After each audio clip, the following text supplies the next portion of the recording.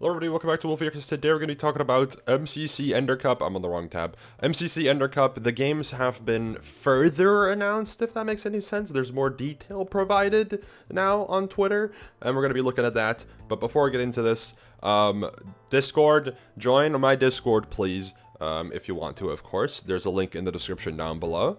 My staff have been asking me to talk about this because we are putting more effort into the Discord. There will be more activities planned and a fun place to hang out for all Mogul Mill and Wolfeei enjoyers for Twitch and YouTube, of course. Also, more reliable notifications and most importantly, we have mod applications. So if you would like to be a mod for either Twitch or Discord, feel free to apply. Anyways, that's enough plugging. Let's get into the content of today's video. MCC Ender Cup. This event is taking place on July 27th, which is really soon. But on Twitter, they have further announced every single game with some provided screenshots of gameplay, etc., etc., etc. We're going to be going through these. If you didn't know already, the games were already revealed. However, a fun little detail is that they are showcased in order of the update that they represent. For example, Parkour Warrior, I think, represents Alpha and Beta, whereas like Ace Race represents like whenever Wardens and stuff got added, which was very recent. So a nice little chronological order. One thing that is important to note, though, is that the game itself, the games themselves, are, I'm pretty sure, going to be voted on still, because there is a tab about the Decision Dome. So it is not going to be played in this order, but this is how we are told, or what we are showcased by MCC and Minecraft, the order of the games, or at least the games in the order of updates. Let's get into it. First off, Parkour Warrior, which seems to be the most changed one, because this looks a lot like Parkour Warrior Survivor. So I'm assuming it is Parkour Warrior Survivor, but I guess we don't know for sure. But maybe? Maybe we actually do. I don't know.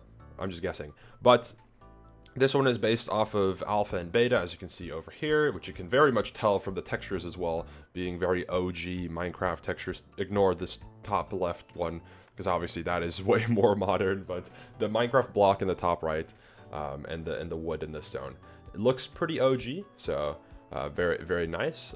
Represents, like said, one of the earliest, or if not the earliest version of Minecraft. Parkour has been around for a long time, so it makes sense that they decided to go for this theme for this specific game. And I'm excited or curious to see if what I think is Parkour Warrior Survivor, how that'll play out. I actually think, now that I'm remembering, I'm pretty sure confirmed, because they said in Parkour Warrior in the tab, I think it's top 5 survive. Yeah, leaps. Yeah, there's leaps, and then the top five is finals. Yeah, okay. So it is Parkour Warrior Survivor, and I'm curious to see how that'll play out with this roster.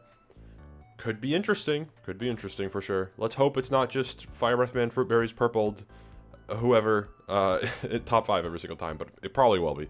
Anyways, moving on. You got SG has a new map, which is themed based off of version 1.0. Which is interesting. Yeah, it's survival games with a new map. That's good. I like that. I like that there's a new map. I'm curious to see how the map will play out. From what I see here, the middle has a lot of slabs, which is a little concerning, but I'm sure it'll be all right. There's also these vines. I hope, people can get stuck in that. That'll be interesting. And there's grass. That's my analysis of this map, really. Can't really say too much about it. It's interesting, though. I'm curious to see if the loot pool will be changed at all, if there's anything that will be mentioned in the update video in terms of gameplay changes, like how the game plays, not just the map. I guess we'll see.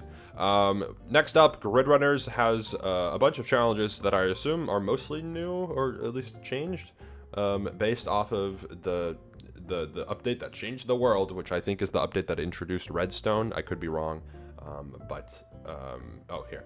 Puts knowledge of Redstone to the test. So there's probably Redstone stuff in this. That'll be cool. Hopefully Lime Team cooks. I'm hoping Lime Team does well. I want the Lime Team to succeed. Next up is Hole in the Wall, which has a new map based on the Ocean Monument, because it's based on the Bountiful update, which is 1.8. If I am taking this correctly, I think slime blocks were introduced either in this update or right before, because I know slime blocks were a later Redstone edition in the early updates.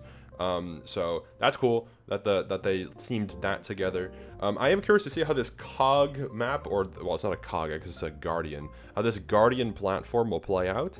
I think it'll be very difficult, because when I played in Rivals, the map was already different, but it was like an X, I think. It was an odd shape. This is a bit more of an odd shape, and it seems to be a bit thinner. So I'm curious to see how it'll play out. This image on the top left is a little concerning. Look at the amount of room you have to walk on. Looks a little tight. And then this wall on the bottom right is also scary. Next up, you got to get to the side. It has seemingly new maps for everything, or at least reskins maybe, I don't know. But this is based on the End Update, Exploration Update, and World of Color. So we're going to see a bunch of stuff from those updates across to get to the side. Also, this top left image, terrifying. There's what is that? A Vindicator, Evoker, one of those. The one that has the freaking fangs and summons Vexes. That's terrifying. Also, there's this map on the top right, which has ice. No ice boat, but that's okay. I like ice. Ice is funky little mechanic. I'm curious to see how that'll play out. I think this will be very hype in terms of watching, to see people like very like nail the ice momentum and just go fast. I can't wait. That'll be cool. And then this bottom right looks familiar, but I guess it's new. Maybe it's just a similar mechanic they've used in the past. So that'll be interesting. This seems to be players having concrete powder, and then upon entering the water, it turns into concrete, which is how the thing works. So I'm curious to see if they'll actually just get concrete powder and how that'll play, because that's interesting and very unique. I'm curious to see how that'll play. That'll be interesting. Next up is Sky Battle, which is a new map called Coral, which is based on Update Aquatic and Village and Pillage, which is why the players have tridents, and there's Coral for Update Aquatic with the boat, etc. But there's also Pillager Towers for the Village and Pillage update. It makes sense. I'm curious to see how this mid will play out. I can barely see it, but I think in the top left image you can see part of the middle. It seems to be an odd shape, but I'm curious to see how the mid works. If there's a hole in the mid, or if it's just an island, I guess we'll see. It'll be interesting.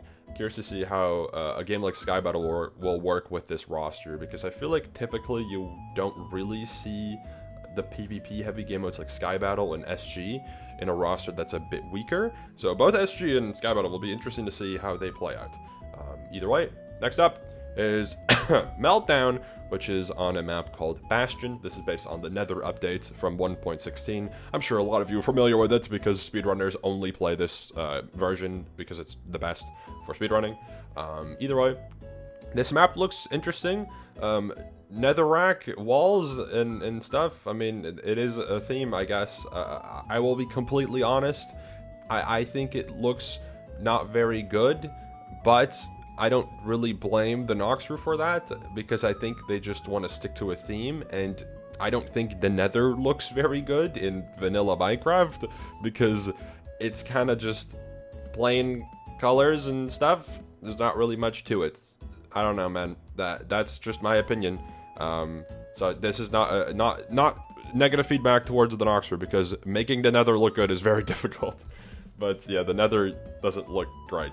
So this doesn't look great. It looks a little boxy, but we'll see how it plays. That is the number one important thing in game design across events, I must say, is game design should always be the number one priority. I would much rather have a box and crap looking map that plays fantastic than a beautiful looking map that plays like trash. I'll say it, and that is just the truth. That's the bottom line. Anyways, moving on to the next one is Ace Race, which I'm actually very curious about, because Ace Race maps are ones that don't really appear too much, I think, in terms of new content. Race maps in general, I feel like, are some of the least frequent content that you get. I should mention that Meltdown has a new map for the first time ever, so that's also cool that they have made a new map. So I should say that that's a positive. I like that they have a new map. But Ace Race map is called Dark Descent, which is a cool name, I must say. This is based on Caves and Cliffs, which has a lot of things in it, like lush caves and deep dark and stuff like that. Very interesting. I'm curious to see how this will play as well. This feels like it will be interesting. From what I can see so far on the images, this top left image, there's tridents and jump pads and lily pads and whatever, or the big drip leaf. Interesting. Top right, there's ice, but it's like open. Curious to see how that'll play out. We don't know what is before or after that section. Bottom right looks like running. But there's jump pads and stuff. Curious to see how that'll play out. I don't know. I am very excited to see all this new content to be played. I do think that because of the theming that has to be chosen, these are some like lesser quality maps for typical MCC. But again, I don't fault the Noxer for that. I also don't think these are all bad at all. I actually think this map, pretty solid. I like this top left image a lot. The color contrast, nice. It's cool. And then obviously, because they're sticking to a theme, it looks solid. Solid. It just looks like Minecraft. These screenshots looks like a vanilla world pretty much. I think just because of the Ender Cup's theming, the Ender Cup colors are very apparent in the maps. You can see it here too. If we go to Ender Cup, the theming is like cyan, yellowish, and then purple, which are very bright colors, and you can tell from the top left image it stands out. Very interesting. I think it looks okay. So curious to see how it'll play though. That's the main important thing. And then the top left image looks cool as hell, I must say. The use of colors, fantastic. I like it. This top right image looks good. Bottom right image looks good. Like the Grid Runners, so far, best looking game. I like it. This also looks fine. It looks solid. It makes sense. The theme is they're very true to the theme. It works. I like it. These also look good. I like it. And then this looks good too. It looks nice, so I like it too. This one, not my favorite.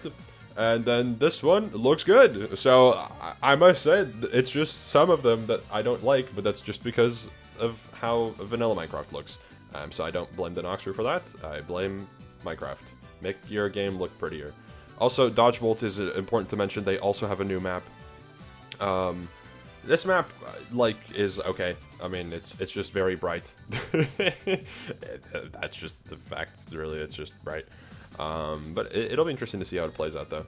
I'm curious. Anyways, thank you all for watching, and don't take my feedback about map design too seriously. It's just my opinion.